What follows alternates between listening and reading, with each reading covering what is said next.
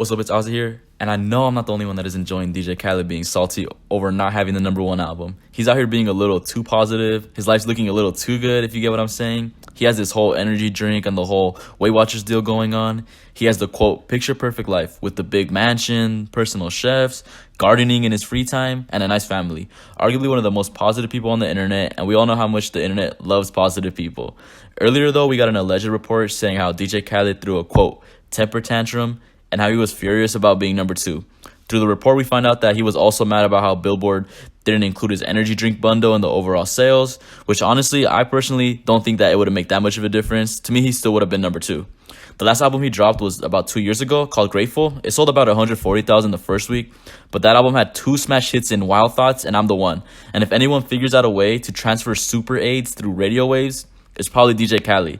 The I'm the One is a definition of a cancerous record being endlessly forced down everyone's throat. But say what you want about Khaled, he is really good at hooking these megastars together, and no one could beat him when it comes to spreading super AIDS / work ethic. But bringing it forward to this album, Father of Assad, he didn't have any smash hits going into this album. He tried to make a knockoff I'm the One called No Brainer. Again, another AIDS-filled record, which thankfully didn't take off. This album as a whole didn't take off, but it didn't bomb either. At this point, it's impossible for a Khaled project to bomb. He has tons of star power as well as press. But with all that being said, this hyped up album wasn't enough to beat an album that had no lead single, it had no lead features, listed features, and little to no promotion. I would also be mad if I was Khaled. I've been working on this album for 2 years, working a shitty single for a ridiculously long time, having commercial monsters like Post Malone, Cardi B, and Justin Bieber's on this album, also bundling this album with energy drinks just for it not to end up counting, also going on a press run, working out for 5 years and being sponsored by Weight Watchers and still not being able to look down and see my own dick. DJ Khaled deserves to be salty over losing the #1 spot to some mysterious project, so him making the video is pretty understandable. I gotta say this too. I make albums so people can play it and you actually hear it. You know, driving your car, you hear another car playing it.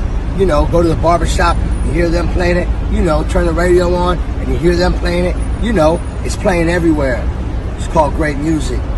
It's called albums that you actually hear the songs, not no mysterious shit. Again, I would be salty too if some mysterious project is able to beat my overhyped generic project, but it's surprising seeing the salt just pour out of DJ Khaled's belly button. Ironically enough, when Nicki Minaj was going off about the same thing, we had DJ Khaled chime in during that saying, people need to be positive and have more love. Hypocritically now, the shoe's on the other foot and we see Khaled not taking his own advice. Khaled's reaction with the video is a little bit overboard, but recently this news report came out saying that Khaled is getting ready to sue Billboard because they didn't count his bundle, and to sum it up, according to him, they cheated him from being #1. Allegedly, if they included the sales from the energy drink bundle, it would have put him at #1. First off, the suing part is going way over the edge. Being #1 isn't that serious, but some of the saltiness is understandable. Tyler, for his album, also was doing the album bundles with merchandise like buttons, sweaters, and other stuff. So if Billboard counted those for sales, I don't understand why they don't count DJ Khaled's energy drink bundles. I don't know the reason why it wasn't counted towards their overall sales. Billboard doesn't have any guidelines when it comes to merchandise bundles. Maybe it's different when it comes to consumables, or maybe there has to be a certain price point in order for it to count. I don't really know. But if I were taking everything at face value, Khaled actually has a point. How are his bundles not counted, but Tyler's bundles of lawn signs and buttons are being counted?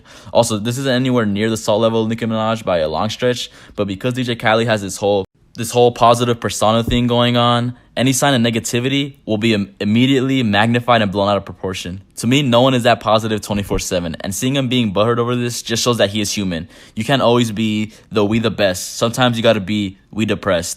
And honestly, I for one, I'm here for the memes. Like this one post floating around comparing DJ Khaled's album to when someone has a trash outfit, but because it's made up of designer, everyone thinks it's fire.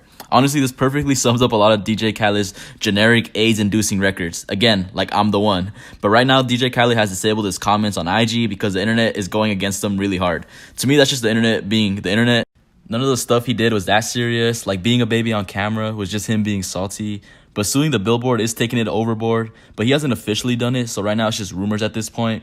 But I feel like people are just going this hard at Khaled because he is this over positive, successful figure, and people like seeing these type of people lose / fall. On the other side, we have Tyler just trolling, not taking it serious, and just rolling with it. And props to Tyler for making this mysterious, cohesive project beat Khaled's generic designer project and making Khaled cry salty tears. Here's to another one, and in the words of DJ Khaled, we the second best. I'm Ozzy, like, comment, sub, and I'm out.